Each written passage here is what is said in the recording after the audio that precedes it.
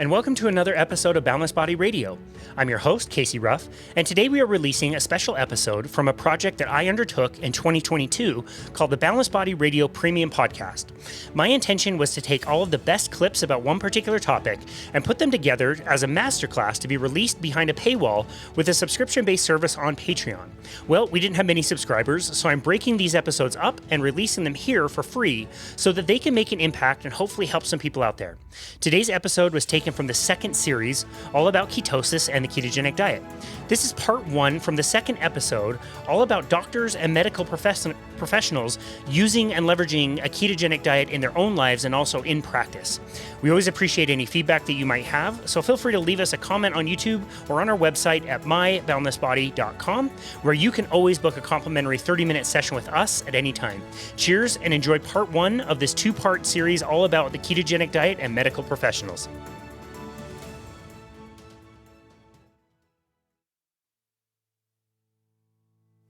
Hello, this is Casey Ruff, and welcome to the latest episode of the Boundless Body Radio Premium Podcast, all about the ketogenic diet. This is part two in the three-part series that we're creating all about keto, and in this episode, we really decided to focus on the medical practitioners who ended up finding at some point in their career a low-carbohydrate or ketogenic diet.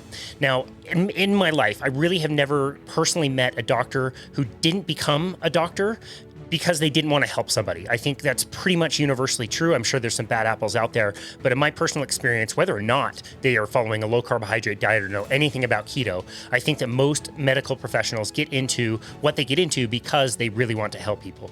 That said, with the medical system, these doctors, I think, sometimes find out that they're not as effective as they think they should be or they thought they would be when they kind of discover that the system is really very difficult. You have to see your patients, every 5 to 10 minutes, you see a new one. You're really only given the ability to write out prescriptions and not a lot of time to talk to people about their lifestyles and really help them out as much as they would have hoped. And so in this episode, I've chosen a dozen different stories of different medical professionals all over the world, really, who have a story of trying to help people and have it fail and backfire. And almost all of them had their own health issues, which you will hear, and then finding a ketogenic and low carbohydrate diet and being able to practice medicine in a new way.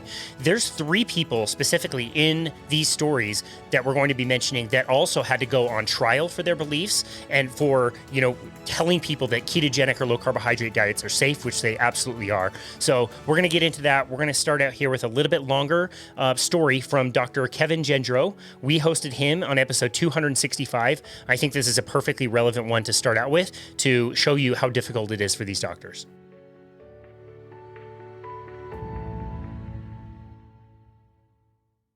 Giving advice as a morbidly obese doctor. It was just like awful and very awkward and gave me a lot of, food for thought. There was a lot of introspection going on because I would get feedback from patients where I'm telling someone who's 250 pounds that they have pre-diabetes and they have to lose weight. And these are the things that I would recommend, when at the same time, I'm 300 pounds with full blown type 2 diabetes.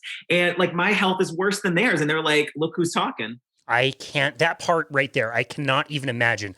I'm sure you are absolutely right. You could probably write a book about it. That must have been awful. Yeah. And I think it's a problem that a lot of doctors and nurses have nationwide. If you just look at the health of our doctors and nurses, I think the mental health has suffered a lot, particularly during the COVID-19 pandemic, but also just in general, our healthcare providers don't really take care of themselves very well, unfortunately. And a lot of my patients, and I practice full-time obesity medicine now, and a lot of my patients are healthcare workers. I have eye doctors and dentists and nurses from the hospital, nurse practitioners, tons of healthcare providers, because they just have never prioritized themselves until now. But that I'm lucky that they chose me for their doctor. Yeah, wow. And now we're relying on them so heavily during the pandemic to solve all of our problems for us. It's just absolutely crazy. My heart truly goes out to people on the front lines during this whole time. And obviously, again, not a lot of time to really take care of themselves or, learn the truth for themselves of even what to do to begin with. Right. So yeah, so hard. So, okay, let's pick back up on your story. So it seems like that's about where you kind of hit the peak of your weight. Is that correct? Yeah, so probably around 26, 27. This was 2016. Unfortunately, my sister was diagnosed with a rare aggressive form of ovarian cancer. It was called a germ cell tumor, and it was found extragonadally, which means it like wasn't actually found in her uterus. It was kind of just like a sac of cells found in her pelvic area. And doctors took a sample, they took surrounding lymph nodes, and unfortunately, like slowly but surely, this picture started to form that was very parallel to what we dealt with my father in his 40s, where she was going for stem cell transplants, chemotherapy, radiation, surgery, multiple surgeries to try to like chase this cancer that was so far gone. And it was kind of through, no fault of her own going through this. She was in her early 30s. She passed away at 32, but she was dealing with this from like 30, 31, 32. She had 2 little children at home, my niece and nephew, who were just, 1 and 5 at the time. When she inevitably passed, they were 6 and 2. Oh. And she was just trying to survive. Like that was her main goal. Like, I will do whatever it takes to get through this for my kids. So that was her thought process, was like, I'll do anything, like stem cell transplants, immunotherapy, whatever kinds of crazy things Dana-Farber can come up with. I'm down, because I need to be on this earth for my kids. And that whole journey that she went on and that fight that she had was during my residency at Tufts. And I would, go work full days in clinic or in the emergency room, and then go to see her at the hospital at Brigham and Women's at night, because she would, going through the stem cell transplant, you actually have to remain hospitalized through all that. And so she would have the treatment during the day, and I would just sit with her all night long, and we would just, talk about things while her children were at home with her husband. So it was horrible. It's the worst thing that anyone in my family has ever gone through, far worse than our father passing away, even just because her kids are so small.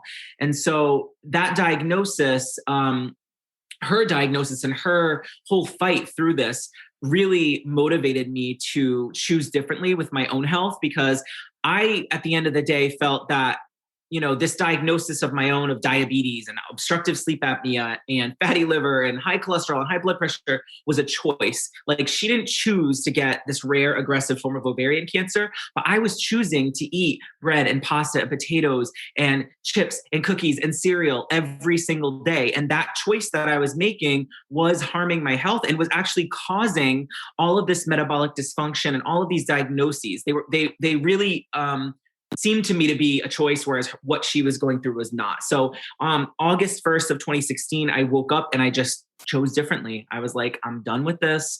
I am absolutely not going to put this, these toxic chemicals in my body anymore. I started a low carb diet right off the bat. I started eating super clean. At that point, I was counting carbs, but it wasn't like a huge focus of mine. It was really all about switching from chips and cookies and crackers and cereal and pasta and bread and potatoes to clean foods like fruits and vegetables and nuts and berries and meats and things like that. So I made that transition without, specifically thinking I'm going to start eating low carb. I just thought I'm just going to eat clean, get rid of all the ultra processed foods, get rid of all of the sugars. And with that decision, the weight started to come off very quickly. So over an 18-month period, I lost 125 pounds. And that was starting in August of 2016. And during all of that, probably when I was around 230 pounds and my weight was plateauing, my sister passed away. That was June of 2017. She did actually get to see, me become healthier because I knew I wanted to be around for her kids in the event of her passing. And she also got to see her husband, my brother-in-law, Jacob, become a lot healthier as well, because he had a starting weight of 300 pounds and also dropped 120 pounds. So we both kind of partnered and became healthier for her and for her legacy and her children. Wow. Yeah. Sorry, I'll pause because I feel like I've been talking a lot. No, that's great. That's why we have you on the show.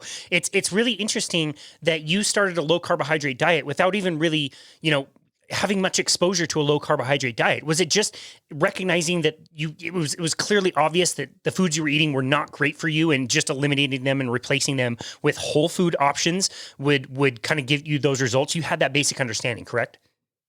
Exactly. So I didn't really know, well, this was 2016. So there wasn't this like huge keto, low carb community like there is now.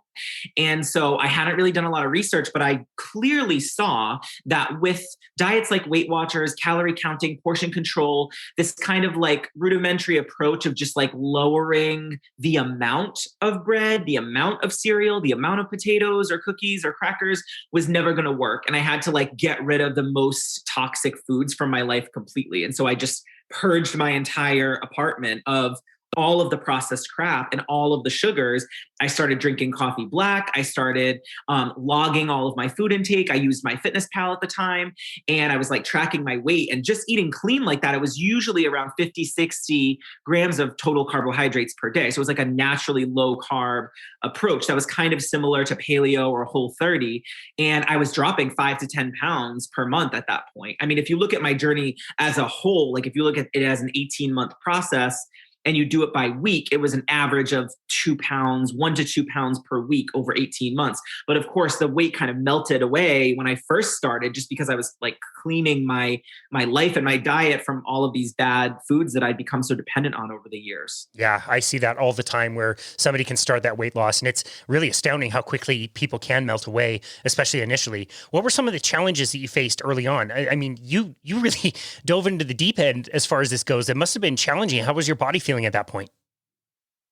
I think for like, a 3 to 7 day period, a lot of people, and myself included, experience sugar withdrawals and kind of just like these carb cravings that are just unreal. When your body is so used to just living on carb to carb, sugar to sugar, you have these just like peaks and valleys all day long of insulin and ghrelin and leptin and glucose. There's all of these hormones released from the pancreas and the gut that can affect your mood, they can affect your sleep cycle, and they certainly affect your ability to stay on a diet. So if you're like just for the first time starting like a low carb approach to weight loss, you may have something like real withdrawals from those carbs and sugars. And I definitely experienced some hanger. I was like hungry and angry because I really wanted to just go buy a box of Lucky Charms and some Oreos and call it a day and just be like done with it, just like I had a million times in the past. Like I would restrict for a few days and then just like binge on all the bad stuff that I was used to eating.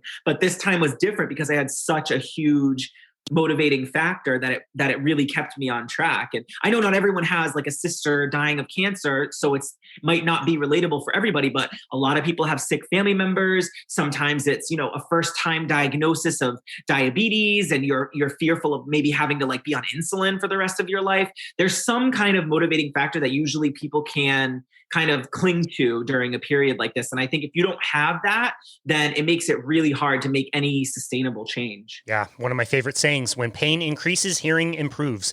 It sucks to change sometimes. It sucks to do things differently. We don't like to change. And so the pain has to increase to a point that we're willing to go through that change to experience, what it's like on the other side. It's funny though, because like in the moment when you want the Oreos, it's hard to think past those 3 to 7 days that are going to feel crappy. I think anybody would answer like, yeah, I'll do 3 to 7 days of hell if I can get to, the rest of my life being healthy and happy and enjoying my grandkids. But when you're in the middle of it, it sure doesn't feel like it's ever going to end. Yep. Yeah. Wow. So take us back to when you were plateauing and how you were able to get past that. Yeah. So for a couple of months during the middle of, this whole weight loss process, I plateaued, and that was really right around my sister's passing. It was just, I entered into this like survival mode mentality where it was like, I'm just going to eat food for sustenance so that I can live to the next day. And my brother-in-law, myself, my mom, we were sleeping on the floor of her hospice room for like her final 3 weeks on this earth. And it was just awful. Like it's the worst 3 weeks of my life, just like watching and waiting, knowing what happened to your sister and best friend. So it was awful. And I plateaued understandably for a couple of months after that. And then, I tried to think about like what my sister would want, right? Like she told me a lot of things on her deathbed. She told me a lot of things she wanted, including exactly what kind of dog to get and how to handle her kids as they got older and things that she just like requested of me. And she did want me to like keep going down this track and down this path of weight loss. So I, listened to my big sister and I got back on track by reading my favorite book by Dr. Jason Fung, The Obesity Code. And in it, he of course discusses very famously intermittent fasting and, how it works, why it works, the basics. That book is, that book and The Diabetes Code, are two of his most famous books, and I share them with patients all the time now. After reading it, I began intermittent fasting. Most of the time, my eating window was 6 hours or 8 hours in any given day, and I would fast for about 16 to 18 hours every night until the next day, usually around lunchtime.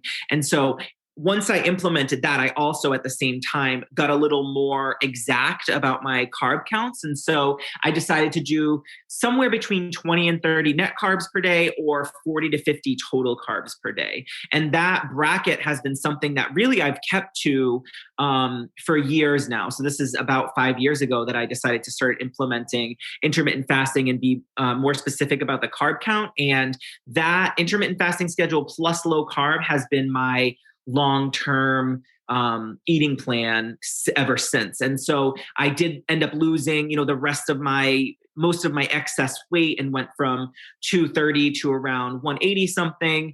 And my maintenance mode has looked pretty much exactly like my weight loss mode, except now sometimes I exercise. People find it very surprising when I say this, but I actually didn't really go to the gym or have any kind of exercise regimen during that entire 18-month process where I dropped 125 pounds. It wasn't until I got to my goal that I began implementing cardio and weightlifting. Wow, that's amazing. More people need to understand that statement, that it wasn't necessarily exercise or calorie burning that got you the result that you needed. Jason Fung is absolutely total game changer in my personal life as well. So I had been working on a metabolic cart for about a decade when I came across his work. And a metabolic cart will basically measure somebody's metabolism, and we'll see the baseline number of calories that they burn at a rested state. And we would be in the habit of telling people like, look, you need to eat at least this many calories and more if you want to maintain your metabolism really high. If you do a diet, what's going to happen is you'll lose weight, but your resting metabolism will go down, you'll burn less calories, and you'll eventually gain the weight again. So when people started fasting and they were telling me that they were restricting their calories because they were restricting the time of their eating window, and that in turn was making it so they couldn't eat as many calories, yet they would come in and I would hook them up to this metabolic analyzer and they would be burning, in some cases, like hundreds of calories more than what they should have been, based on what their metabolic rate should have been for their age, height, weight, and gender. And it blew my mind. I could not wrap my mind around why dieting was different than fasting. And we've done a few deep dives into this topic, but I don't think we can talk about this enough. Can you maybe explain to the listener the difference between dieting, caloric restriction, and fasting that maybe on the back end causes caloric restriction? So a lot of this is speculative and we don't know, 100% exactly what's going on because it's hard to fund studies like this. But it's theorized and it's thought that when you reduce calories, just calories and portion sizes like they do with a lot of, so many programs, it's like the default for dietitians and nutritionists to just lower calories. Unfortunately, like we've seen in the Big Loser study, there is a commensurate decrease in the basal metabolic rate. So your metabolism slows to kind of catch up to the lower caloric needs of your body. So you eat less food overall, and then your body slows down to catch up to it so that you don't lose weight. And this may be some kind of adaptation when you look at human evolution, like maybe during caveman times, if you just didn't have access to as much food, your body kind of slows down so that you're not rapidly losing muscle mass and fat mass, and so that you can survive for long periods. Just like how plain walking is not really that great for weight loss because our ancestors walked very long distances, no problem, without losing any fat. Like the body is meant to kind of hold on to that excess fat and hold on to muscle.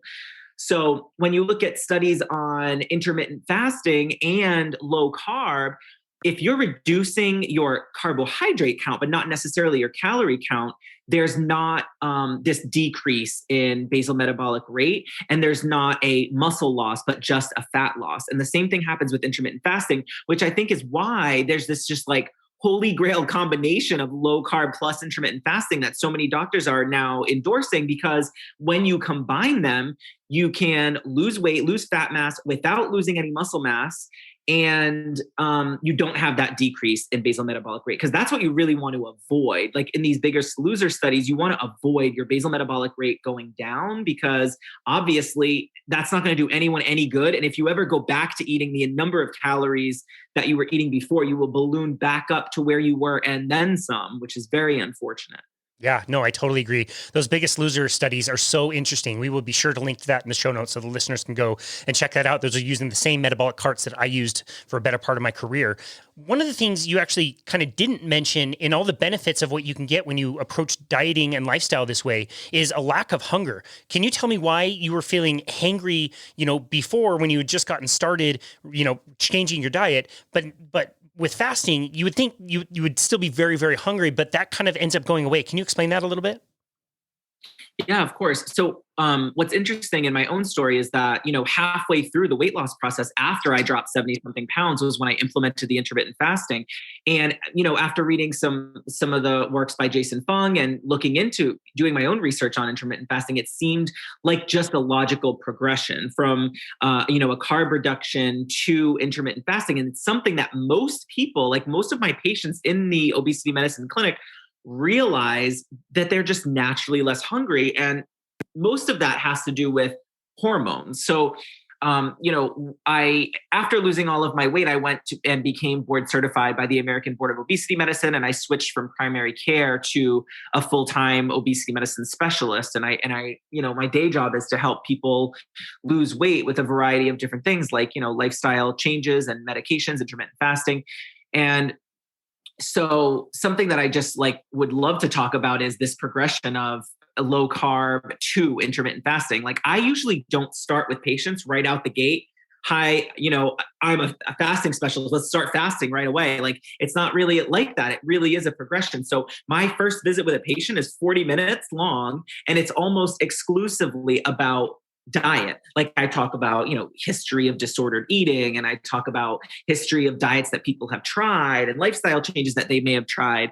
What you often hear is that people have tried intermittent fasting, like an 8-hour eating window, but eating all the same foods. And they're like, oh, I'm just starving all the time. And I'm like, well, that's because you weren't on the right diet paired with the intermittent fasting, right? Like, it needs to be low carb first, cleaning up your diet and eating like a whole, a very whole food, fat and protein and fiber based approach first, and then the intermittent fasting will come very easily because you won't be nearly as hungry. So I think I mentioned earlier, when you eat lots of carbs and sugar, if you eat the standard American diet of 250, 350 grams of carbohydrates per day, you're having things like granola and oatmeal and cereal, or pancakes and waffles for breakfast. You get an insulin spike, you get a glucose spike, you get a ghrelin spike, which is the hunger hormone 2 hours after eating. You're having sandwiches for lunch. Your snacks are like chips and cookies, your maybe candy. Your dinner is potatoes and pasta and maybe some more bread. And then you're having like an after dinner snack. All day long, you have these peaks and valleys of insulin, glucose, ghrelin, leptin, all of these hormones that are going wild, and they're like haywire. When you check the same hormones in someone who's eating a moderate amount of healthy fats, higher protein, fiber, those numbers, like the insulin levels, glucose levels, they're all very flat. It's like very muted responses. And that's the kind of response that you want, because all of those hormones are implicated in hunger and satiety. And so when your body is no longer running on sugar and carbs for fuel, and it's running more on fats and protein and fiber, and you're giving your body what it really needs to sustain itself, you're not going to be hungry all the time. So a lot of people just start naturally intermittent fasting, which is really great. I mean, to just know that you should probably only eat when you're hungry. It's not so much like intuitive eating, right? Because I feel like intuitive eating, if you told me to intuitively eat, I would just go to the store and buy Lucky Charms right now, or in some Oreos, and just like intuitively eat all of it. So it's not so much intuitive eating. It's more just like listening to your body. And when you are genuinely hungry and you're thriving and living on fat and protein and fiber, you will just naturally eat less often. Such an amazing story from Dr. Kevin Gendreau. I think the theme of hanger comes up quite a bit in all these clips that we're playing today. And it's really something universal, whether somebody is coming from a medical background or not. And, you know, if you have not found a low carbohydrate diet or ketogenic diet at this point, you might be familiar with that feeling of hanger rather than hunger. And I just think when you're not eating in the proper way, that's what we experience. And then we normalize that. And one of the best things that most people say when they find this way of eating is that they have food freedom. They don't feel hangry. They don't need to eat immediately. Really quite amazing. We are now going to hear from Dr. Philip Ovadia, who is actually a cardiac surgeon. He had to go through his own story of discovering low carbohydrate and ketogenic diets, and you can definitely put yourself in his shoes as a heart doctor, as a heart surgeon, learning that fat is actually good for you, that saturated fat is good for you, can be quite a pivot for him. I do want to emphasize that he found the work of one of our other past guests, Gary Taubes, who is an amazing journalist and writer. There's so many different people who can trace their lineage in low carbohydrate back to him, which is super cool. This was from a clip in podcast number 294 of Boundless Body Radio.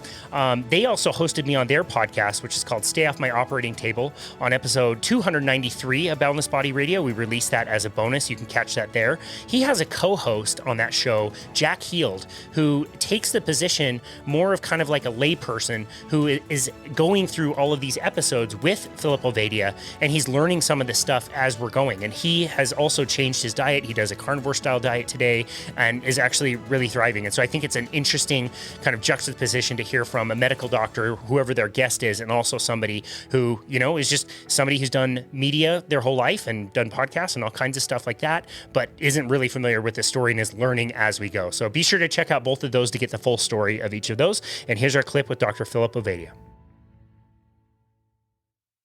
I've really enjoyed listening to your podcast, and I've been listening to it from the very beginning.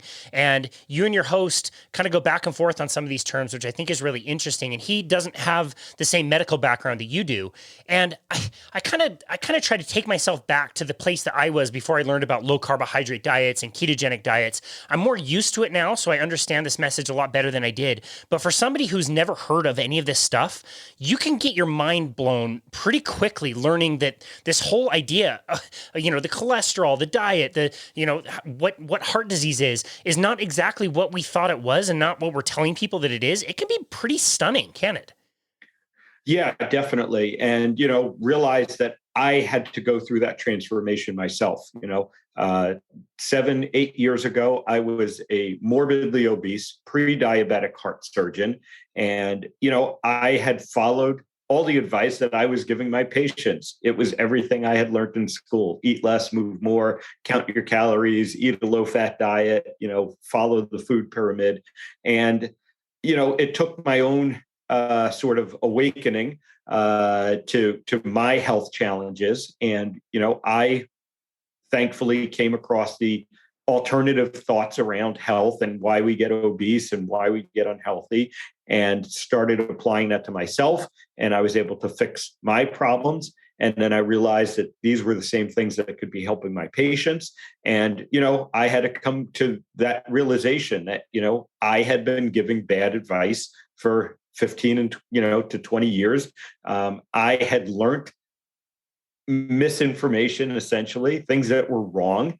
And, that's not to say that it was some big intentional conspiracy theory. The reality is that, 50 years ago, we were facing a big problem. We had this, exploding incidence of heart disease and obesity and diabetes. And, the government, other, entities involved made some choices about what they thought would help people. And we went down a path, but it turns out we went down the wrong path.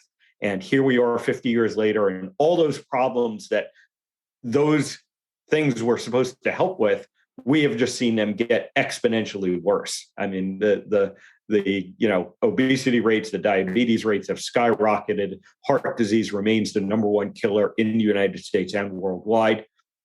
And so it's time to step back and say, we got it wrong. And, again, I started with myself, and then I admitted that I got it wrong. And I've now admitted, to my patients, and I discussed with them that, we got it wrong. The system got it wrong. And this is what we need to do to change our path. Wow. Well, I'm super excited to unpack all of that and kind of unpack some of the myths that you talk about in your book, and talk about some of the things that we understand a little bit better now. I do want to go back to your story. So what was a normal day in the life like for you before you learned about this? And then how did you come to the knowledge that the message that you were being taught wasn't necessarily the right one?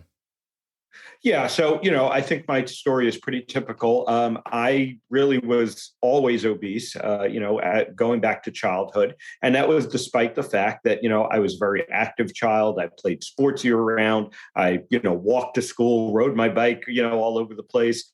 And my family was largely following the dietary advice at the time. We had all of the low fat, margarine instead of butter and skim milk, and over our, heart healthy Wheaties and Cheerios and, grain cereals. We didn't really have sugar in the house. My older brother is a type 1 diabetic. So we avoided sugar.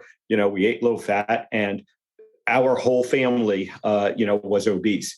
And that just worsened as I went through, the stressful time that is, medical school and training to be a surgeon, and, a lot of long hours and poor sleep and certainly poor eating habits. And then, I realized the path I was headed down, and I tried a number of times to lose weight. And, I had some short-term successes. I would do the eat less, move more, count my calories, and I'd be able to lose some weight. And then I'd always gain it back and more. So thankfully, about 7 years ago now, I started to come across some alternative thoughts. Gary Taubes was really the introduction for me. He happened to be a speaker at a medical meeting I was attending, and he had just written The Case Against Sugar at the time. And of course, prior to that, good calories, bad calories, and why we get fat. And the concepts he talked about made a lot of sense. And I started following them. Low sugar, low carbohydrate, ultimately, evolving through, keto and now carnivore really for the past 3 years. I've been able to lose over 100 pounds. I've maintained that weight loss easily. I don't struggle, around food anymore. And like I said, most important thing I came to recognize was this is what can help my patients.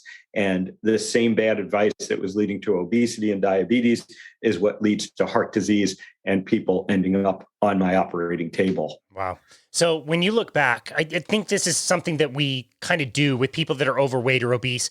We say, okay, we gave you the advice to move more and eat less, and maybe you didn't try that hard. Like you probably did it, but you got sick of it for a while, and then you kind of cheated. When you look back on your own life, do you think you kind of did it sort of as best you could, kind of, or were you like on it? Like you were really exercising, you were really trying to eat less, doing all the things you were actually following that advice? Again, I think what we see there, what I experienced and what most people experience is the advice itself is not sustainable. It is just impossible to significantly restrict your calories, increase your activity, be at a major calorie deficit for long periods of time.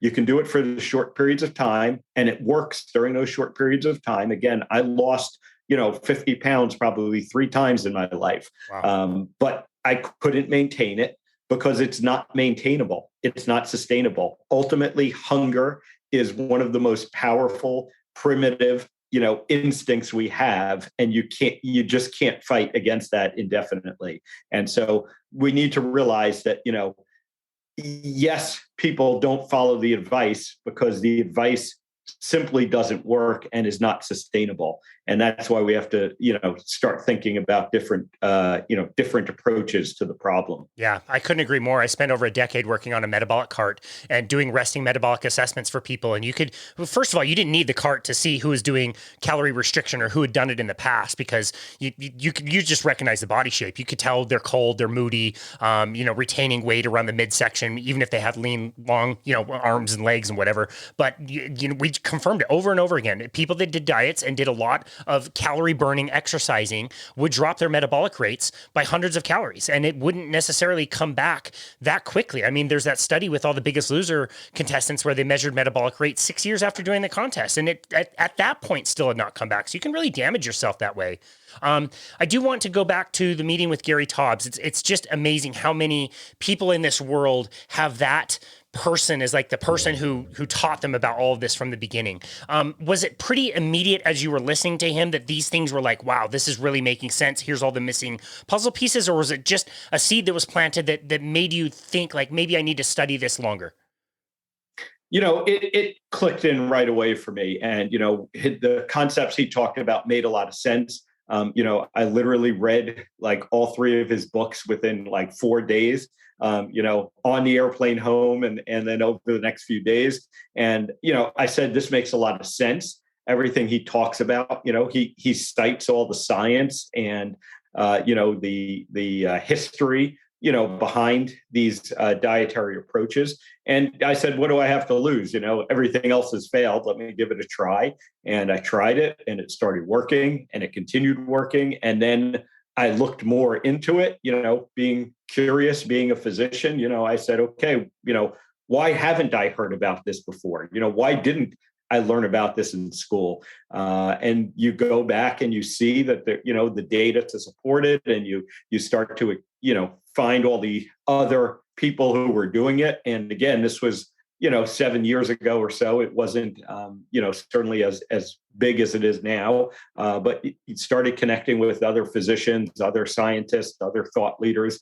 And, again, the biggest proof was that, it was working for me. And then I started giving some advice to some of my friends and family, and it worked for them. And then I started talking to patients about it, and I saw it work for them. And so, that really is the ultimate proof. But it does then reassure you that you can go into the scientific literature and you can find reasons that it works and the studies that support it. And then you just start asking those questions. Why don't we hear about it more? Why isn't this the common knowledge? And, that leads you down a couple of different roads from there. That's amazing. You must have been like absolutely jazzed after reading all that stuff and learning it and seeing the results. And I can't imagine getting into a field where you're literally saving lives. You're helping so many people, but to be frustrated, with the standard advice and learning that there's an alternate way. I can't imagine the joy and satisfaction that must have provided in your practice. How was your practice changing? It sounds like it was a kind of a gradual thing as you were changing. You were starting to recommend it to other people. How did that evolve over time? Yeah. So, as exciting as it was, I did have to come to that sort of moment where I was like, oh my God, the whole system around me, is built on this this house of cards, these lies, or this misinformation, or whatever you want to call it. And, I had to come to the sort of reckoning of, what I was going to do. And again, when I looked deep within myself, I said, why are you a physician? Why did you become a doctor in the first place? And the answer is to help people the way, that they need to be helped. And so, yes, doing heart surgery on people who are at that point in their life certainly helps them. But again, I realized that the real help, the even better help that I could deliver, is getting the message to the people before they ended up on my operating table. This next clip features Dr. Nick Norwitz, who we interviewed in episode 100 of Boundless Body Radio. This is actually a shortened version of Nick's story, so we really recommend you go back and listen to episode 100 of Boundless Body Radio to catch that full story. But I think the circumstances that he's going to explain really speak for himself, and how he had some very difficult decisions he had to make about medical school and about managing his own health and what he was going to do moving forward. So I'm not going to spoil it any further. Let's go over to Nick Norwitz. Yeah, no. I was going by the standard guidelines. I was very aware of my calcium. I thought I was nutritionally tuned in, eating tons of fruit and vegetables and things like Cliff Bars as energy bars. and just following the standard guidelines for what like a healthy young runner should do. Now, I did indulge in food as well on top of my 5 a day and my healthy whole grains, being a kid. But like I was a lean kid, I had a 6-pack. I figured I could get away with it. Plus, I was running like crazy, so I thought it was appropriate to fuel, as they would tell you. And I got all my calcium, my vitamin D levels were normal, so like none of the basic stuff. But I had they diagnosed me with severe osteoporosis, like the bones of a 7-year-old woman. Wow. I was well over 3 standard deviations below normal, which is kind of scary. And I had fractures upon like a whole body scan, and in my femur and my hip and my spine, like little fractures everywhere. Wow. So that was really scary for me, also because there wasn't a clear diagnosis. We can go into the diagnosis of exclusion I was given, which ended up probably being wrong, almost certainly. But bottom line, there wasn't a clear answer. And that was really hard for me because I felt like I'd earned it. Like I wanted life to be a meritocracy. Like I worked my butt off to be in that race. I have no problem putting the work in, training, studying, for the personal challenge, doing like 2,000 push-ups a day, train for that. Like I can put the work in. That's not the problem. And to think I have the will to do this and I'm being robbed of it because I'm sick and nobody can tell me why, that was really hard for me. And I struggled with that. Over time, over a couple of years, I accepted it. And that's when I got hit with strike 2. Continuing on the way I was eating, and eating in college dining halls is not always the most whole food diet, let's just say. But I was doing what everybody else was doing, and I was still kind of getting my 5 a day, my fruits and veg, and still working out pretty hard. Like then I swam a lot and did other things, and still looked on the surface very healthy. But near the end of college, I got diagnosed with ulcerative colitis, which is an inflammatory bowel disease. And if I thought the weak bones was bad, anybody listening that has dealt with an inflammatory bowel disease knows that this is worse. Wow. Like this wrecks your life. It makes social events, eating, fear, anxiety provoking. I was pretty good with my academics, didn't have, anxiety about going into tests, but I actually then did end up having anxiety going into tests because it was like, what if I need to leave? Like, what if I have a flare? And when I was graduating, it was the same thing. I was the speaker, and it's like, I really want to do this. I earned this. I put the work in. I'm valedictorian. I want to speak, but I'm actually really scared because I'm in front of 11,000 people. What if I have a flare? Like, what if I have basically blood come out my anus in front of all those people, being recorded?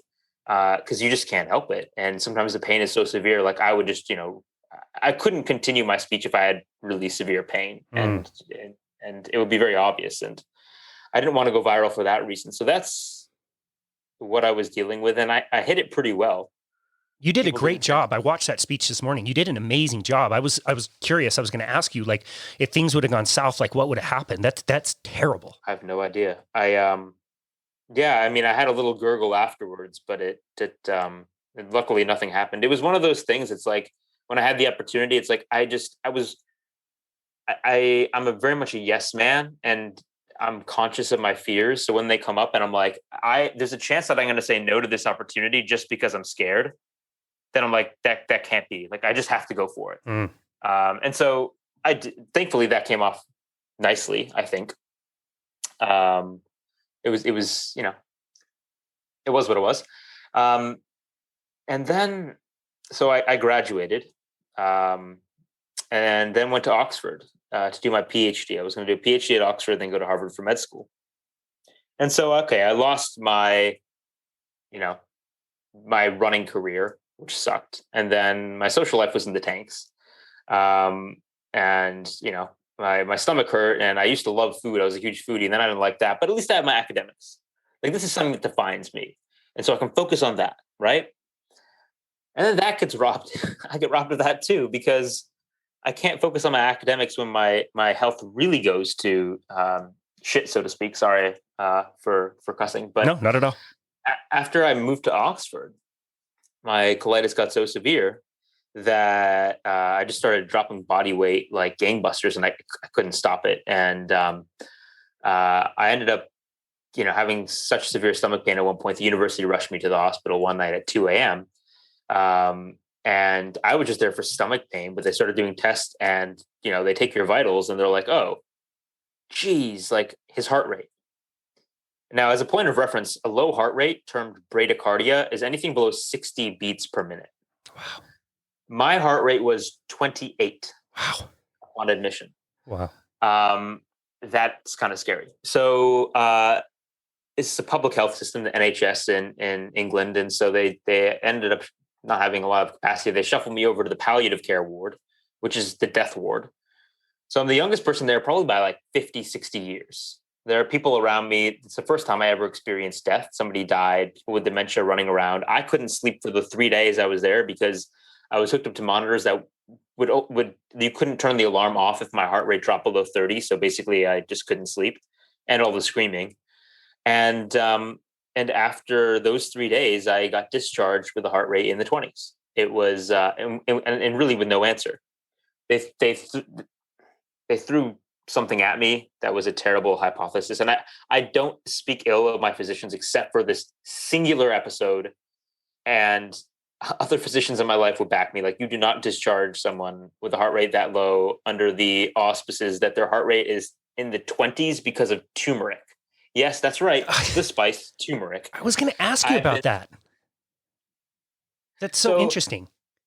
It's complete nonsense. There was isolated. I remember her coming into the room and posing this hypothesis after I'd been poked and prodded by a cardiology team, had been talked to me about pacemakers, blah blah blah, and she found an isolated case report from Mexico about a woman having acute curcumin poisoning from having too much curcumin, which is the active compound in turmeric. And I was taking curcumin for my ulcerative colitis. It's anti-inflammatory. So my GI doc had kind of recommended it as an herbal supplement.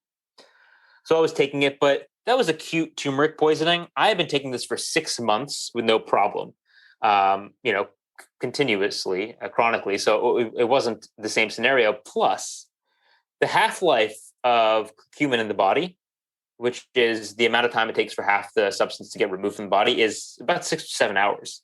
And I had been there for over 72 hours. So like 12 half-lives. So there should be no compound in my body, and my heart rate still hadn't come up. Wow.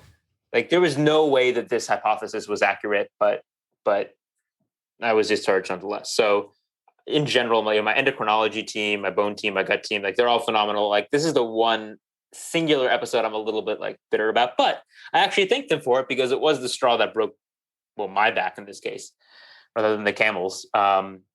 I just wanted to get out of there at that point. And I went back to my room and I just lay prone in my bed until my heart rate came back up a couple of days later.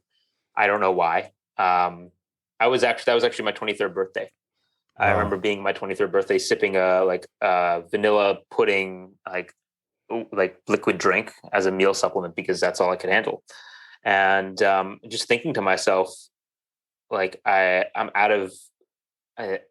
I'm just hopeless. Like, I've been relying on other people to fix me, and I don't know what it is about me. These are all the most brilliant people of the world, like doctors at Harvard and Oxford, and I'm still sick. Like, I thought medicine knew it all, which is, I realize now, naive. But I was a kid, and like, you want to think your doctors are omniscient, and that's not a fair thing to expect of them, and they're not. And they can't fix everybody. And I just was at this point where I'm like, I don't believe that someone else is going to fix me, and I'm really hopeless. And so what are my options? Well, I can't continue just studying like this. Although I did continue my studies. I didn't actually stop, but I need to fix this. This isn't sustainable. I can't go to med school, be a doctor like this. So it's one option. Really, one option is try to find a solution for myself. And I had no expectations that I would do it, but I had no other options, right? So I then went kind of outside conventional practice, and I started experimenting with different things. So supplements, probiotics, like different exercises, different meditations, etc., and a ton of different diets. And I did not believe that diet was a powerful tool for disease. Depending on who's listening, they may, agree with that perspective or think, wow, this kid was dumb. But I honestly didn't. Nevertheless, I thought I'd give it a shot. So I tried, all the diets that I could possibly think of. I went through the list. So for, gut issues, they have low FODMAP. So I tried that. It didn't really work that well. Specific carbohydrate diet, gluten-free, casein-free, Mediterranean, pescatarian, vegetarian, vegan, everything you can think of. And the one diet I was really reluctant to try, the most fatty, FADDY, like a fad, although it's fatty diet that I could think that was not an intended pun. It was a terrible pun, so nobody judges for that one. I'd hope I'm more clever than that. But it was a ketogenic diet. So you read a lot of negative things in the press about ketogenic diets, which I now realize is a lot of misrepresentation. But I just had this visceral reaction to the concept of a high-fat, low-carb diet. It's so counter to everything I've been being told, including by all my clinicians and all the nutritionists and dietitians even that had worked with me around my bone health and this, that, and the other. It's like, many small meals, base your, diet on healthy whole grains and whole food carbs, and, eat in moderation, all these catch terms that we hear. And they just made so much sense to me. They were so intuitive. And so to do something different than that, so opposite, to reduce carbohydrates, which I thought were essential, and to eat lots of fat, which I thought would clog my arteries, I thought, like, this is dumb. But at that point, I'm like, I have nothing to lose. Like, if I have a heart attack at 50, who cares at this point? So I tried it, and it was, it literally was life-saving for me. Within a week, my colitis symptoms were gone. 1 week. Better than they had ever been. 1 week. And in hand with that, my inflammation markers had dropped. So you can get your inflammation checked in your stool, and colitis is called calprotectin. And I was usually running above like at least 3 times the high of normal. And my levels dropped into the normal range quite low. They dropped about 8-fold in a week. And I just felt great. And I was really energized, which was weird for me. I forgot what it was like to be energized, because at that point I had gone from being, someone who could run marathons in under 3 hours to like the 10-minute walk to lab was like my marathon. And so to have energy again was unbelievable. And to see, my markers of health, my inflammation markers getting better, and to feel better, like this was, I didn't even know what it was. I was just happy it was happening. I didn't care how it worked. Wow. And so that just, well, like I said, it was life-changing. It sounds cliche, but I have no better way to say it. And that was still actually, it's only the beginning of my story. Wow. because throughout all of this, I thought I was what they call a medical zebra. So like an oddball. And in some sense I was. And, when I had such a strong reaction to a ketogenic diet and how it improved me, I thought, okay, this is still weird. It's working for me, but this is an outlier. Great. I'm healthy again. I can finish my PhD. I can go to Harvard Med. I can get my MD and then practice conventional medicine. That was my mindset until I started getting involved with the metabolic health community. And I can define that in a sec if you want. And really actually looking at the scientific literature, not like the guidelines that are just put forth by these government bodies or these, secondhand from these institutes, but actually reading the primary scientific literature, like thousands and thousands of papers. I've since gone around and tried to plant some trees to make up for all the trees I killed printing out all those papers because I'm a hard copy guy. But it really just, it shocked me and confused me, because what I was seeing all around me was really, so first of all, analogous stories to mine of people really struggling in conventional medicine, be it with ulcerative colitis, be it with epilepsy, be it with mental illnesses, be it with diabetes, whatever. These different metabolic diseases, which I now realize are all different manifestations of the same problem. Yes. And we can get into that. But, and then looking at the literature and seeing, wow, there's actually literature to support why this approach would work to improve metabolic diseases and recover metabolic health.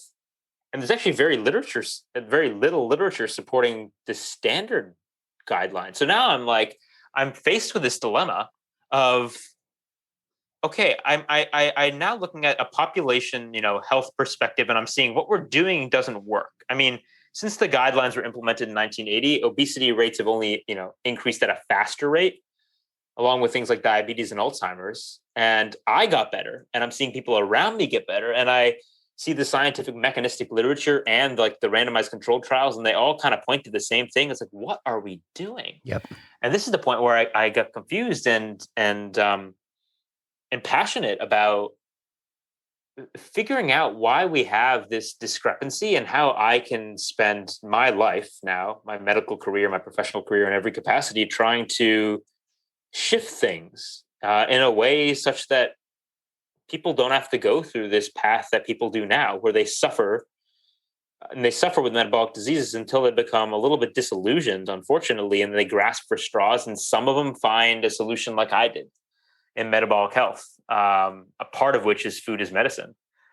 And that sounds kind of quirky and hand wavy and frou-frou, but you can hear me on other podcasts or read some of the papers I've written. Like, I'm a hard science guy. So when I say this, this is not frou-frou. This is hardcore science. Like, it is. This is the basis of health, yep. Metabolic health and food. Yep. So that's, I never would have thought that. Wow. I mean, like years ago, but wow. The name of the article that you wrote for Stat, which immediately grabbed my attention. I don't even think I finished the full thing before I was already like, get this dude's email. We got to talk to this guy.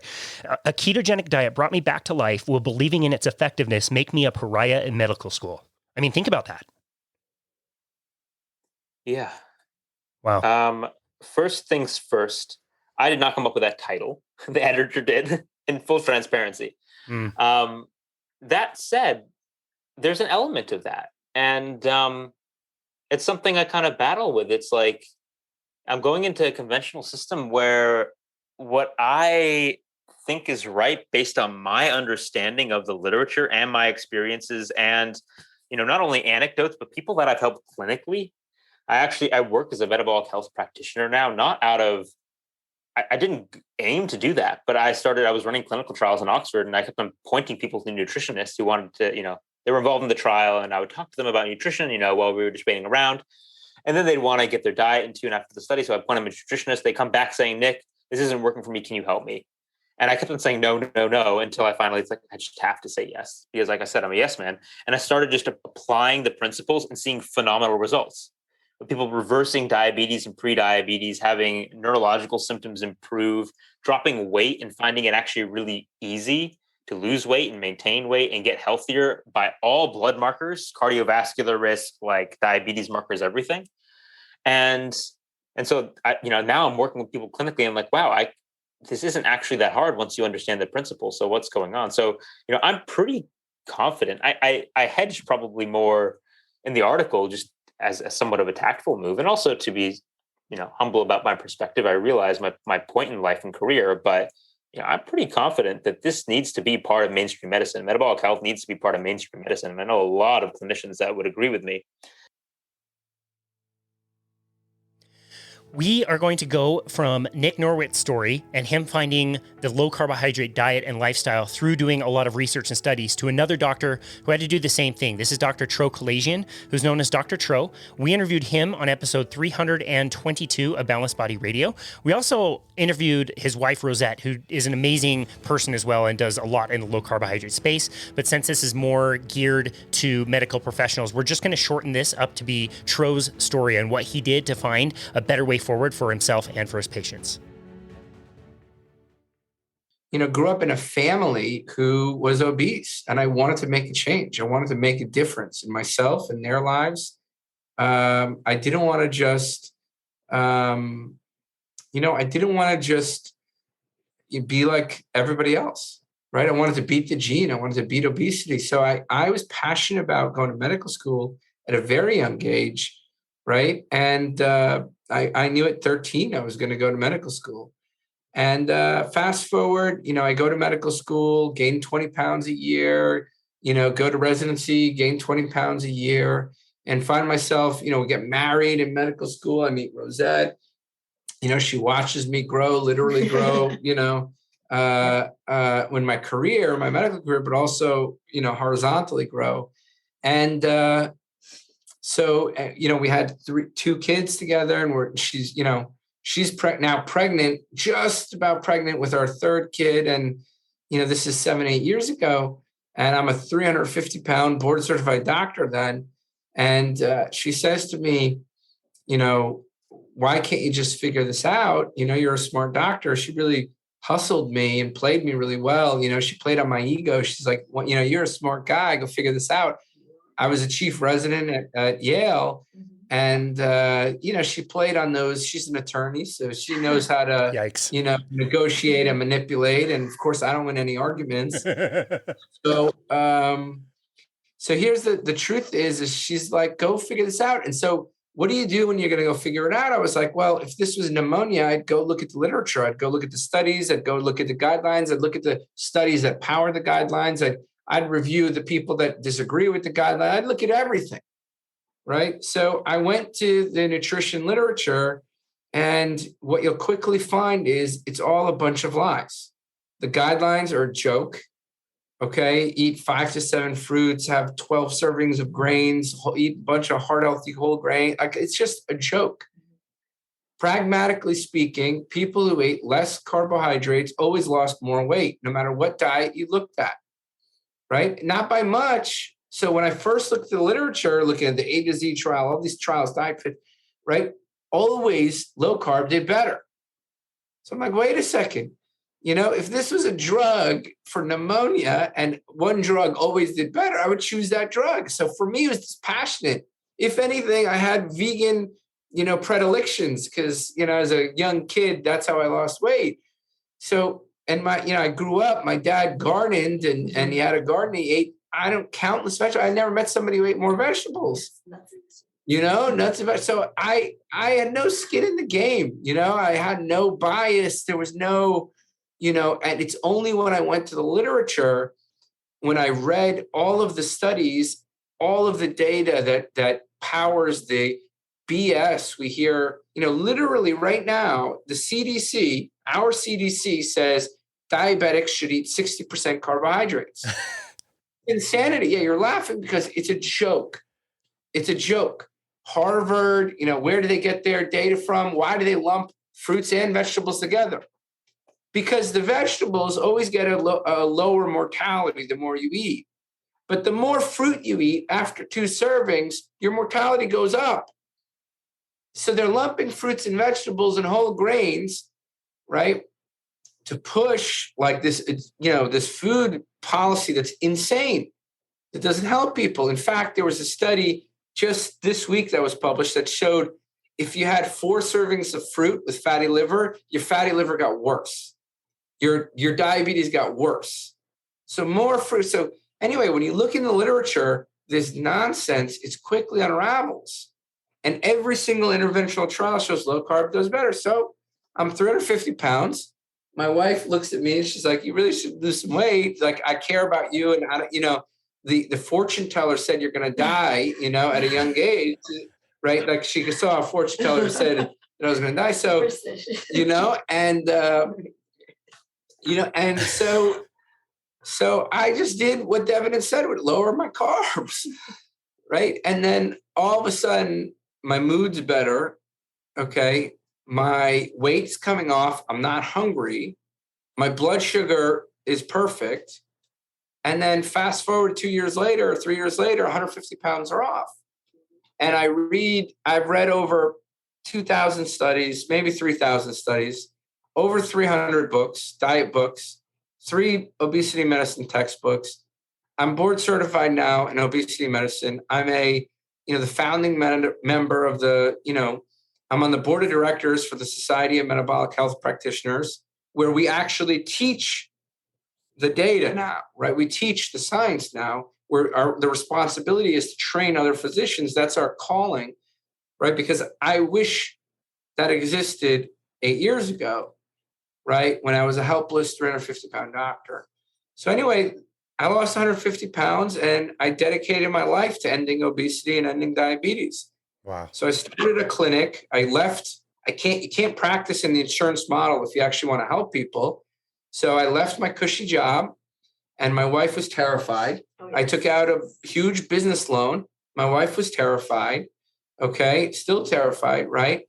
And I opened this practice so that we can end diabetes and we can end obesity, and that other people are trapped, by bad advice, by doctors who don't care about results and care about following BS, authoritarians.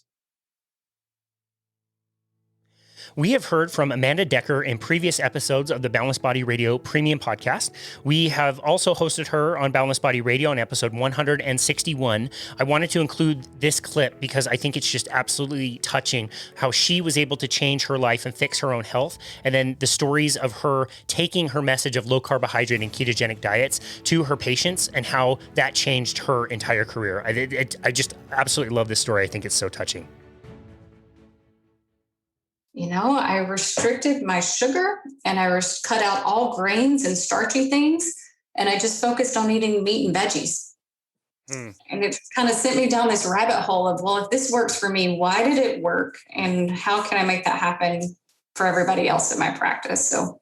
Wow. So how did you come across that? Is that something that you were studying, or did you just kind of logically think through the foods that were in your diet and what you needed to cut out? Yeah. I'm going to say it was kind of a logical type thing. I went back kind of thinking about, my great-grandparents. I was very fortunate to know and get to know 4 of my great-grandparents before they passed away. I think I was 16 when I lost my last one. But my great-grandmother would always say, girl, don't eat too many biscuits or you're going to get fat. Stay away from those cookies. Here, I'm going to feed you a tea cake, but don't eat too many of them. I mean, they knew if you ate too many of the starchy things that you would put on weight. And so that's kind of, I've thought, well, that worked for her. Why don't I try it for me? I've done the calorie restriction thing. I've eaten very low fat before. Let's just try to remove some of these starchy things and focus on eating real food and stop eating things out of packages. Wow. They were so much more wise than we were. We've lost. Weren't they? And just keeping things simple, just, observation and applying it, that kind of thing. Yeah. But after I lost that weight, it was more the deep dive into trying to get my hands on the science of why does this work? And, listening to some great guys like on the Low Carb MD podcast and reading Jason Fung's book and several other books and, the art and science of low carbohydrate living, things like that. The deep dive of why it works. And then it made sense to me. What was that like? That must have been just amazing to come to these conclusions on your own intuitively and then discover like this whole world, like almost like underground, like just barely like out of sight that was like so obvious and so there, but not like, what was that like for you? Yeah. So one, it was amazing to have the community support and know that I wasn't alone in my thinking and some crazy wild person just going off the deep end. But more than that, I was frustrated. I was so frustrated that, I'd made my way through Vanderbilt University, a very good, university, well-respected. I'd been practicing for however many years at that time. I've been giving people this advice for so many years, and it was just not right. It just wasn't right. And then, the whole guilt gets in there of, I've been telling my patients, just eat less and move more, that this is all your fault. And why can't you get things straight? And, that typical standard advice that most providers give at some point. And so frustrated that I wasn't given the right education, even though I was at a great place to get education. And frustrated that I felt like I'd let my patients down for so many years. And thankfully, some of them were still my patients and some of them sought me out because they loved me, even though I'd moved around to different practices and I've had chance at redemption with a lot of them. But yeah, I think that was more what it was, just a pure frustration. And then on the flip side of that, happy that I'd made it to the other side. And I got a long time to retirement, so I've got a ways to go to help people from here. So I'm curious, like, this is probably purely speculation, but I'm curious to hear what your hunch is. Why do you think it's not taught in institutions? There is a lot of this information out by now. There is a lot of studies, and these studies, a lot of them are not new. Why do you think it's not more widely accepted in some of these institutions and taught? Yeah. Well, I can tell you from when I was in school in 2004, 2005, whenever it was, I was in nurse practitioner school. I really don't remember having a nutrition course at all. There was little bits and pieces of it, like in our cardiac lecture, we were told to restrict fat and help people lose weight by counting calories. But that was the extent of my nutrition education. So I think there's just so much illness and sick care that we're having to put into our students that there's not a whole lot of time for healthcare prevention and knowing what keeps you from getting sick in the first place. We're having to teach so much how to help people when they're already sick that we're not learning how to not get there. And so there's kind of this overall misconception that if you're going to get sick no matter what. I think that attitude is kind of there. But how we got there, I think it goes back to a lot of the American guidelines and to the bringing in processed foods and trying to, I'm not a big conspiracy theorist, but I do think that big food companies probably have done more damage to our health than big pharma has, just because of the way it has steered our dietary guidelines. And it continues to be that way. So it's hard to go against the grain when the grain has been said, this is what it is. And if you don't follow it, you're not practicing good medicine. Yeah. Wow. It's just so sad because it's all so preventable. All these chronic diseases really seem like they can be attacked. I think, in my opinion, in some cases reversed and at least have better outcomes or never get to that place anyway. They could be like your grandparents. I'm sure they were old and kicking ass, and perfectly healthy for a long time, right? Yeah. My great grandfather lived to 96 and was riding a bike up until 93. I had one of my other great grandfathers. I don't remember exactly how long he lived, but he was in his 90s when he passed away. So it's, they were very active people. And when I look back at them now, the things that strike out to me is, one, they didn't really eat 3 meals a day. They were 2 meals a day type people. They didn't snack. So they routinely had kind of time restricted eating, but that was just how it was. They were physically active because they were all farmers and they didn't have farm equipment. So they moved a lot, and all of their food was created in their own home with whole food products. And I didn't say that they didn't have like pies and cakes and things like that. They did, but it was created in their own home by hand and not having a lot of things in it that we do when we go pick up a pie at the grocery store. That is so true. I just installed a bike computer for my 91-year-old grandpa who rides awesome. every day. He zipped it around the block and came back bragging that he was able to go 15 miles an hour. and That's awesome. It's so awesome. Yeah, it was just so much joy. But it's kind of the same thing. Like, they don't eat a lot of food. I don't think they eat more than 2 meals a day. And it's not maybe like the exact best quality or the very best diet, but they've controlled, they don't have chronic disease. It's amazing. It's so cool. Yeah. Yeah. But what's scary, Casey, is right now I have a big group of elderly patients on my primary care side of things. And the elderly patients today are falling more into not that same pattern because they're eating, peanut butter and crackers for breakfast, or a cookie for breakfast, or it's all processed food. I see their protein levels. They're pushing it if they're getting probably 25 to 30 grams of protein in a day. And I just see sarcopenia or muscle wasting going around. And it's just none of them, or not, I'm not saying none of them cook. I'm just seeing this pattern of where more and more is just give me a package to open and eat it. And I'm seeing their health decline as well. I think if we want to get back to health, we have to get back to kind of what our elders were doing 40, 50 years ago. Yeah. That's right. And it's interesting too, because those same people have probably been nursing chronic diseases for 40 years before getting there. Yeah. Yeah. Wow. Very, very true. Wow. So how did you start to make changes with some of your patients? Like, what were some of the first steps that you decided to try? Yeah. So at first I was very cautious because all I had heard up until that point was things like Atkins is bad. And that was the mainstream. If you were doing carb restriction, no matter what kind of carb restriction you were, you got lumped into Atkins and keto, and all that was bad.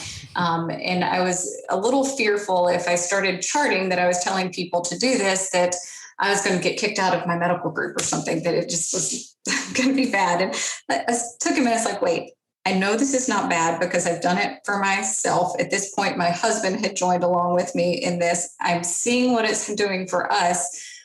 So I have to get it out to my patients. I can't keep doing them a disservice and letting them stay in this pattern of health that they're in. So I started a little bit on the down low. I'd say at the end of that diabetic visit, let's talk about the things that really make your sugar go up. And when you notice, sugar does that, but what else does it? Well, when I eat breads and when I eat potatoes and things of that nature, it goes up. I'm like, well, why don't we try to stop that?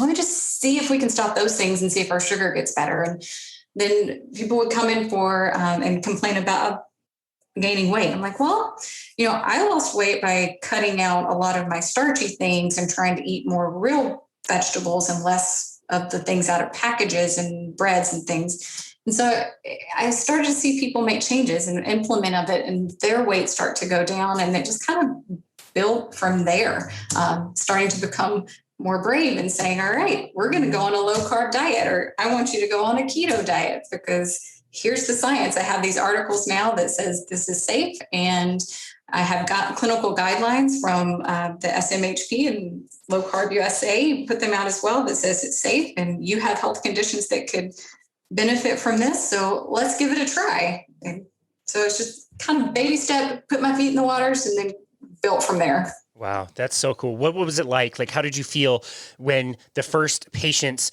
started coming in and they started seeing improvements after, being in practice for 12 years? What was that like to see that?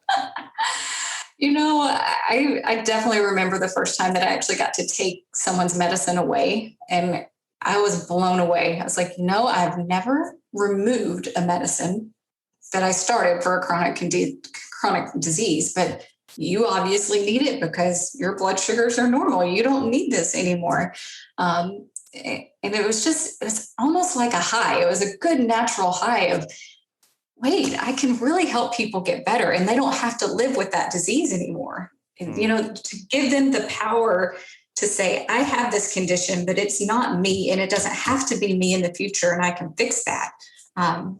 It reinvigorated my practice and made me want to keep going, and has made me want to continue to grow my practice and take bigger steps and leaps of faith to do that. That's so cool. I'm doing a happy dance over here. Like, it just sounds like so much fun to be able to see these outcomes. I'm curious too, like, was there anybody that you can really remember that didn't take a really good crack at this and didn't see improvements?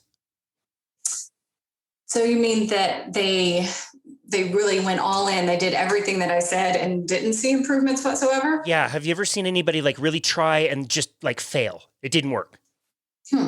Not completely. No. Now I have, let's see, how's the best way to answer this? So there are some people who their metabolic health is in such a state that it's going to take more than a minute for them to kind of turn it around and see improvements.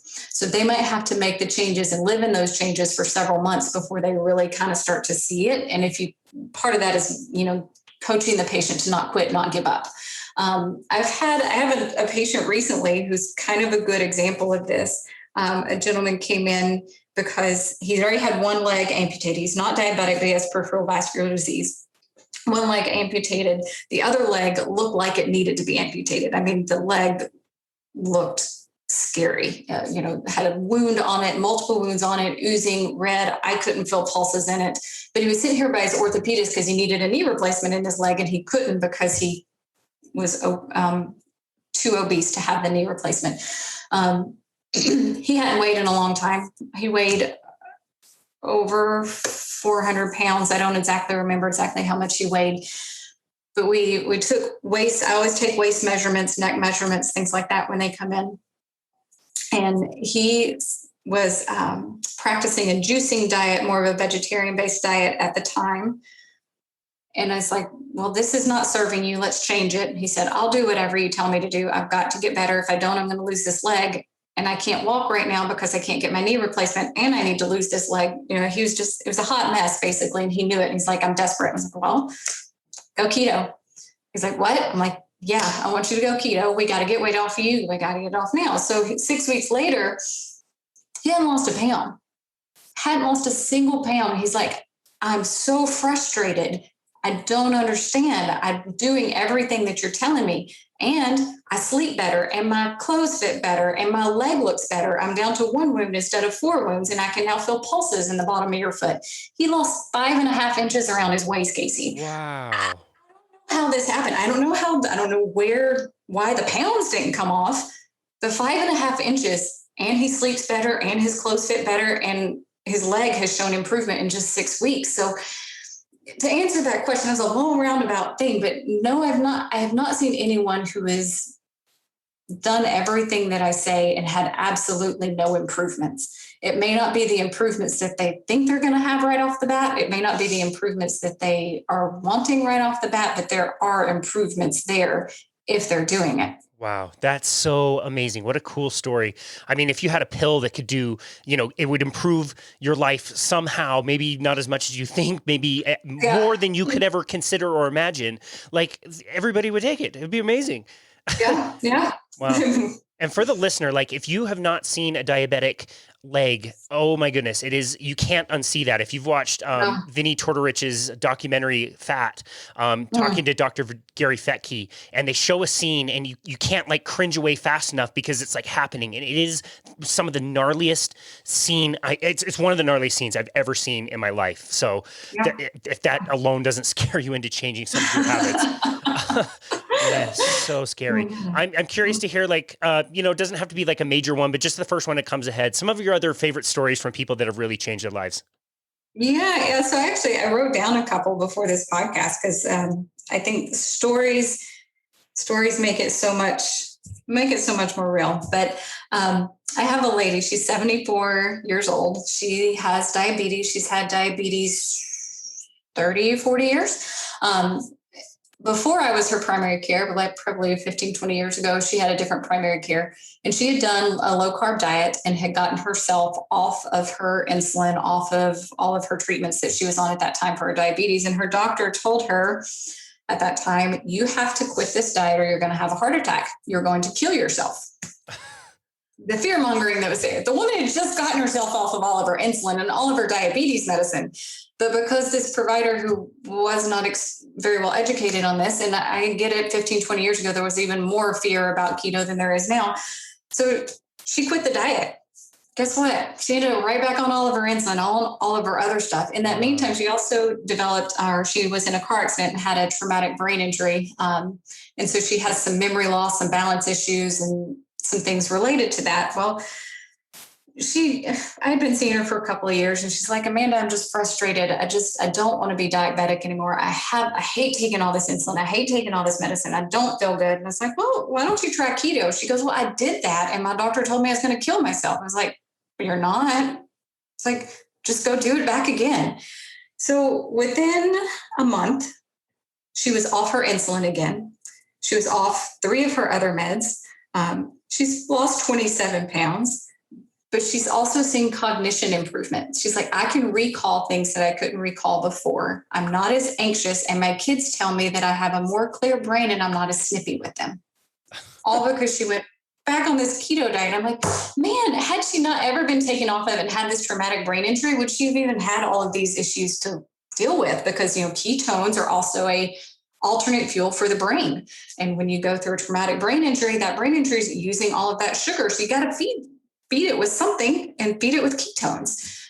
So her story just blows me away because yes, she's had diabetes for a long time, but just by changing her diet, she's been able to get off all of her insulin and almost all of her other medicines, even though she's been diabetic for years. Wow. Think about that in the context of quality of life, not just for her, but for all of her loved ones that would have had to take care of, a cognitively declining parent. Like that's so hard. What an amazing thing to add so much quality of life to somebody, in their declining years. That's so cool. Yeah, exactly. Wow. Exactly. All right. So let's talk about Bruce, because Bruce is right now my poster child. And I don't know if you've seen me on Twitter or not, but I've been posting about Bruce and there's pictures of him. He's given me permissions to share that. So Bruce is 59 years old. He has congestive heart failure and is on a lot of medicines. His cardiologist referred him to me for weight management because he said, we've maximized. You're on every amount of fluid pill that I can give you. there's nothing else I can do unless you lose weight. It's just a steady decline until you die. So this is what you got. So he came to see me, and I remember leaving that first visit, looking at my nurse and saying, I don't think this is going to work. I don't feel like he's into it. I think he thinks he's too far gone. I don't know that he wants to change. It's like, I don't get the good vibe that this is going to be the hit patient. And he would probably tell you the same thing, because he kind of looked at me and said, okay, afterwards. So that was in November of 2020. I am happy to report that Bruce is now down 99 pounds since November of 2020. He is off 3 of his diuretic medicines. He's had to buy multiple sets of new clothes, and he can breathe. That first visit, when he came to see me, he could not walk from my lobby to my exam room, which is all a flat surface and wasn't very far of a distance, without having to stop because he was short of breath. He told me that last month, you get a little emotional with this, last month he met his high school classmates on our downtown Dixon. And he's like, I could walk Main Street up and down that hill, and I wasn't short of breath, and I didn't have to stop. That. I mean, that's the stuff that makes me happy. That's the stuff that makes me come back to work every day, that makes me want to stay late and finish my charts and do whatever, because Bruce has changed. Bruce is going to live longer. Bruce is happier. Bruce can breathe. I mean, man couldn't breathe before, and now he can breathe. And so, it amazes me, but it also still makes me so mad, because earlier in my career, there's so many of my patients who died because I didn't know what to tell them. Wow. Our next few clips are going to be with medical professionals who ended up facing legal challenges after bringing some level of ketogenic or low carbohydrate diets to their patients. Literally, medical associations bringing up trials and charges against these people is absolutely insane. So we're going to start out with Dr. Evelyne Boudoir. I practiced my French so hard before I did that introduction with her on episode 329 of Boundless Body Radio. I think I still butchered it, but I just love her energy and her passion, why she got into medicine, how she was practicing before discovering low carbohydrate and ketogenic diets, and some of the challenges that she faced afterwards. So let's go to that clip with Evelyne. And my goal was to become a family doctor and to do a work that is significant, that can impact powerfully, like significantly, positively the lives of people, So I went to medicine, and it was pretty hard. It was really hard. And at some point I thought I wasn't going to make it, but I thought I was going to have to give it all up, because it's really hard. But when I finished med school and I started practicing as a family doctor, then it got really depressing. Then I thought, okay, I did not waste one whole year doing science classes. I wasted 9 years of my prime years, my late 20s and all my 30s going to med school, because the work that I do now is not great. It's not helpful. It's not making a difference, because a family doctor nowadays is somebody who needs to see patients every 10 minutes, every 15 minutes or so. They come in with all kinds of complaints, and you hardly have any time to discuss with them. You end up prescribing pills and pills and pills and more pills to cover the side effects of the first pills you prescribe, and patients are not getting any better. And it's really working in sickness. And it wasn't what I imagined it would be. But then I was pregnant at the time with my second child. And so I took a maternity leave, obviously. And during my maternity leave, other doctors told me about this great book that was called The Obesity Code by Dr. Jason Fung. And they said to me quickly, you can eat fat and lose weight. And to be honest, I was postpartum, so I was hoping to lose a few pounds. So in a really close-minded, selfish way, I read that book for myself just to lose a few pounds. But I discovered, what I read in my book basically changed my life, my personal life, but also my professional life. So whoever hasn't read yet The Obesity Code by Dr. Jason Fung, he's a Toronto nephrologist, so a kidney expert, a kidney doctor. And so that book really it was the door that opened for me into the world of metabolic health, nutrition, low carb, fasting, hyperinsulinemia, insulin resistance, and all that. And it was amazing. It was amazing to read that book, but it was also really frustrating. Actually, I was quite mad. I read that book and I was really pissed off, if I can say that. I was really mad. And part of my brain is still occupied. A few neurons of mine are occupied 24/7 at being mad because ever since I read that book, because I had just finished med school and residency, and basically nothing that is written in that book was taught to me. I never learned about hyperinsulinemia. I never learned about insulin resistance. I never learned about eating carbs, what eating carbs do inside to your metabolic system. What is really type 2 diabetes? What is really obesity? What is really fatty liver, hypertension? All those diseases, the chronic diseases that are related to insulin, therefore related to lifestyle habits. I never learned any of that, and I had just graduated, so I was quite mad. But sometimes you read something and you're like, oh, it sounds really good on paper, but does it hold true in reality? Does it actually work? So I thought, well, I'm in maternity leave anyway, so I have a bit of time to try it and see what happens. So I designed like a 2-week plan for myself, and I applied that, to the T, and I did it. I did it religiously, perfectly for 2 weeks, and seriously, I had results right away. My energy was better, and my baby was not a sleeper. Like he's still a bad sleeper, but he was a terrible sleeper back then. So I was really drained from energy. And when you're really, really tired for all kinds of reasons, you tend to eat more. So I was gaining weight in my postpartum, despite the fact that I was breastfeeding. So I was gaining weight.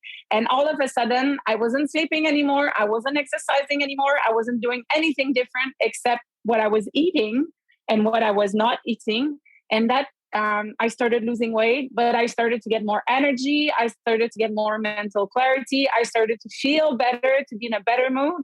And so I thought, okay, this makes sense in theory on paper, but it also seems to be working for me. There is something there that, I need to explore further. And if it really works the way it seems to be working, then I need to be able to tell my patients about this. They deserve to know. So I reached out to Dr. Jason Fung and his clinic director, Megan Ramos. They are in Toronto. I'm around Montreal, so it's just a 6-hour drive. And I said, I wrote to them and I said, please teach me how to do this with patients. I need to learn this medicine. Because I felt that this type of medicine would be a medicine that would make a difference, that would make, that would bring positive changes, that wouldn't be about sickness, but would be about health. And to make a long story short, they both said, okay, come, So a few months later, I had my spot because a lot of people wanted to train with them. They closed their clinics. So their clinic has been closed since December 2019, just before the pandemic hit. But back in those days, they had people, observers and learners every week almost. So a few months later, I had my opportunity to go to Toronto and spend a week with them. And it was life-changing. It was amazing. I always said I could never unsee what I saw there, unlearn what I learned there. I could never practice medicine the same way ever again after spending a week with them. It was completely life-changing. I mean, their patients were coming in happy, skipping, like almost singing or something. They were smiling and they were happy to come and tell Megan and tell Jason how well they were doing, how their blood sugar had gone down again, how they've lost another few kilos again, and how they felt so much better. And it was one patient after the other, after the other, after the other coming in and feeling better. And we don't see that in medicine, especially with chronic diseases. Nobody who's type 2 diabetes comes to my office to say, hey, I'm doing better. Oh, I'm doing even better than the last time I saw you, doctor. I just came in to tell you how better I am. I don't really need anything from you. No, that never happens. In regular medicine, family medicine clinic, patients come in because they're not doing well. Their blood sugars are higher than they were. We need more medicine. We need more, blood sugar lowering. Their tension, their blood pressure is higher than it was 2 months ago. They've gained, and they've gained weight again, and they're feeling depressed and discouraged and all of that. This is what we see every day, all the time. People who are not patients, who are not doing better, but not their patient. Their patients were doing much better. And so after I finished my week of observation with them, I said, I need to do this medicine. And I have the strongest feeling that this is why I went into medicine. I want to make a difference. Prescribing pills will not make a difference, but teaching patients to do this will make a difference. And so that's how I founded the Clinique Reversa in January 2017.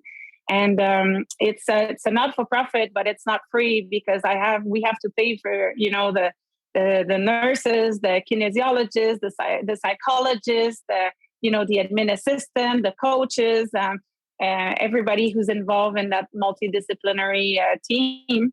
But I don't make any money from it. It's actually it takes time away from doing regular medicine, but I love it. It pays me 100 times on a different level, in a different way. It pays me with gratification of knowing that, professional satisfaction of knowing that my patients are getting better.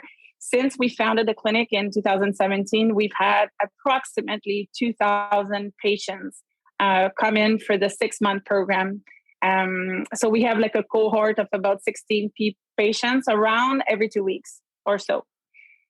So that's how I went from, being a translator to being a family doctor, a miserable family doctor, to being a doctor who's very much interested in biometabolic health and everything we can do to change our lifestyle habits, to take control of our own health and to get better instead of getting worse.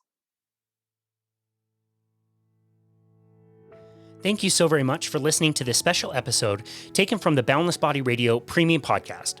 If you haven't already, please follow our show on Apple Podcasts and be sure to leave us a rating and review on that platform, as it is the best way to continue to get our message out to new people all over the world. And as we said in the introduction, feel free to book a 30-minute complimentary session with us on our website at myboundlessbody.com so we can discuss your health and fitness goals and help you come up with a plan. Thank you so very much, as always, for listening to Boundless Body Radio.